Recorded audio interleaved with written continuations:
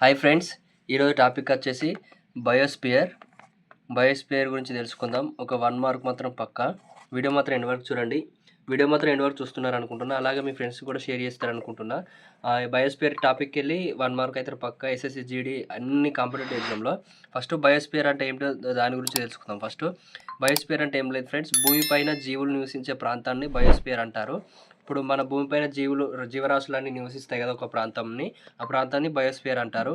ఇందులో 3 రకాలు ఉంటాయి: లిథోస్పియర్, హైడ్రోస్పియర్, అట్మాస్ఫియర్. లిథోస్పియర్ అంటే భూమి, హైడ్రోస్పియర్ అంటే నీరు, అట్మాస్ఫియర్ అంటే గాలి. క్వశ్చన్ అడగచ్చు, బయోస్పియర్ ఏమేమి ఉంటాయని అడగవచ్చు. 3: లిథోస్పియర్, హైడ్రోస్పియర్, అట్మాస్ఫియర్. గుర్తుపెట్టుకోండి, పక్క ఎగ్జామ్లో అడిగే ఛాన్స్ ఉంది. అలాగే ఇందులో 3 భాగాలు ఉంటాయి. ఆ 3 భాగాలు కలిసి జీవనాధారాన్ని ఏర్పరుస్తాయి. ఓకేనా, గుర్తుపెట్టుకోండి. ముఖ్య భాగాలు ఏంటివో చూద్దాము. లిథోస్పియరు, ఇది భూమిపై భాగము. ఓకేనా, భూమి పై భాగము స్థలావరణం అంటారు తెలుగులో. మాత్రం నోట్స్ రాసుకోండి, మీకు ఉపయోగపడుతుంది. ఓకేనా. అలాగే రెండవది వచ్చి హైడ్రోస్పియర్, జలావరణం, ఇది నీటి భాగం అంటారు. ఓకేనా. అట్మాస్ఫియర్, ఇది వాతావరణం, ఇది గాలి పొర. గుర్తుపెట్టుకోండి, అట్మాస్ఫియర్ అంటే తెలుసు కదా మీది, గాలిలో ఉండే పొర అట్మాస్ఫియర్ అంటారు. ఓకేనా. మీకు ఒక క్వశ్చన్ ఏంటంటే, అట్మాస్ఫియర్ ఏ కిలోమీటర్కి వెళ్ళి మొదలవుతుందో కూడా చెప్పండి, కామెంట్ సెక్షన్లో కామెంట్ చేయండి. ఓకేనా.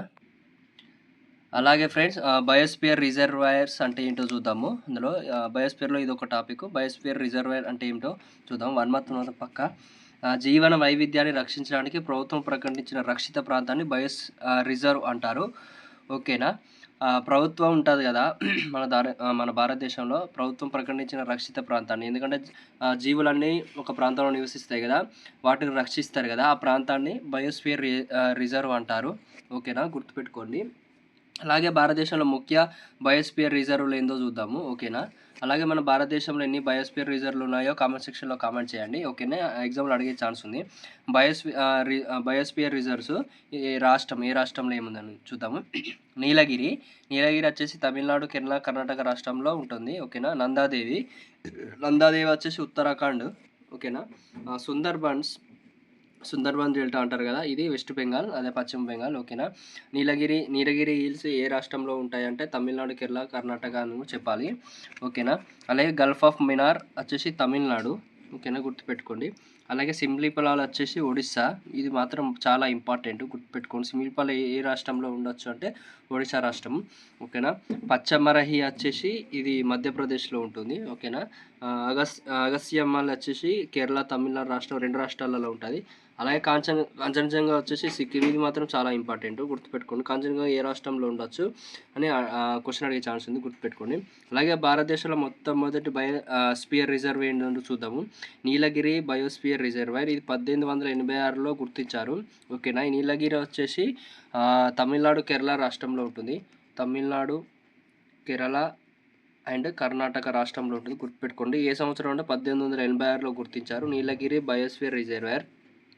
అలాగే ఇందులో యునెస్కో గుర్తించిన బయోస్పియర్ రిజర్వ్లు చూద్దాం. ఇది చాలా ఇంపార్టెంట్. యునెస్కో గుర్తించిన బయోస్పియర్ రిజర్వ్లు ఏంటని కూడా అడగచ్చు, ఎన్నని అడగచ్చు. అలాగే భారతదేశంలో అనేక బయోస్పియర్ రిజర్వ్లకు యునెస్కో గుర్తింపు ఉంది. ఓకేనా. అలాగే బయోస్పియర్ రిజర్వ్ ముఖ్య జోన్లు చూద్దాము, గుర్తుపెట్టుకోండి. జోన్లు అడిగే ఛాన్స్ ఉంది ఎగ్జామ్లో. వీడియో మాత్రం ఎండ్ వరకు చూడండి. వీడియో మాత్రం ఎండ్ వరకు చూడకపోతే చాలా ఇన్ఫర్మేషన్ లాస్ అవుతారు. రైటింగ్ మాత్రం అర్థం కాకపోతే కామెంట్ సెక్షన్లో కామెంట్ చేయండి, నేను అప్డేట్ చేస్తాను రైటింగ్. ఓకేనా. అలాగే అయినా నేను చెప్తుంటే నోట్స్ రాసుకోండి, మీకు ఈజీగా ఉంటుంది. ఓకే. ఎస్ఎస్జిడిలో మాత్రం పక్కా నేను ఆన్లైన్ చేసిన ప్రకారం అయితే ఈ టాపిక్లో ఒక 1 మార్క్ వచ్చింది. అంటే అన్ని షిఫ్ట్లో కాదు, కొన్ని షిఫ్ట్లకి అయితే మనం చదువుకుంటే బెటర్ కదా. సో బయోస్పియర్ రిజర్వ్ ముఖ్య జోన్లు ఏంటంటే core zone, buffer zone, transition zone. అలాగే కోర్ జోన్ అంటే ఏంటో చూద్దాం. ఫస్ట్ అత్యంత రక్షిత ప్రాంతం. ఓకేనా.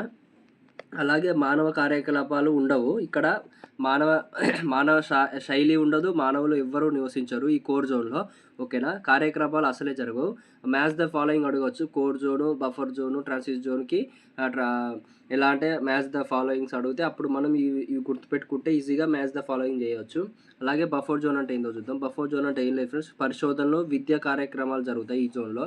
ఓకేనా, గుర్తుపెట్టుకోండి. అలాగే ట్రాన్సిషన్ జోను. ట్రాన్సిషన్ జోన్ అంటే ఏందో చూద్దాం ఫ్రెండ్స్. ప్రజలు నివసించే ప్రాంతం, అదే జనాలు ఉండే ప్రాంతం. ఆపోజిట్ ఏంటిది ట్రాన్సిషన్ జోన్‌కి కోర్ జోన్. ఎందుకంటే మానవులు నివసించారు అక్కడ.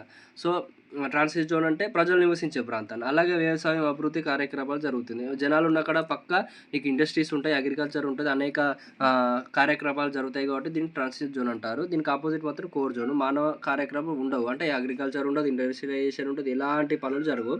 సో, ఇలా గుర్తుపెట్టుకోండి. మ్యాచ్ ద ఫాలోయింగ్ అడిగే ఛాన్స్ ఎక్కువగా ఉంది. ఓకేనా. వీడియో మాత్రం ఎండ్ వరకు చూసారనుకుంటున్నా. మీకు ఇన్ఫర్మేటివ్‌గా అనిపిస్తే లైక్ చేయండి. అలాగే షేర్ చేయండి. ఓకేనా. మీ ఫ్రెండ్స్‌కి మాత్రం పక్కా షేర్ చేయండి. వీడియో మాత్రం ఎండ్ వరకు చూడండి. ఏదైనా కొత్తగా నేర్చుకోవాలనుకుంటే టాపిక్స్ మాత్రం కామెంట్ సెక్షన్‌లో కామెంట్ చేయండి. నేను వాటి గురించి ఎక్స్‌ప్లెయిన్ చేస్తాను. ఓకేనా. Thank you for watching.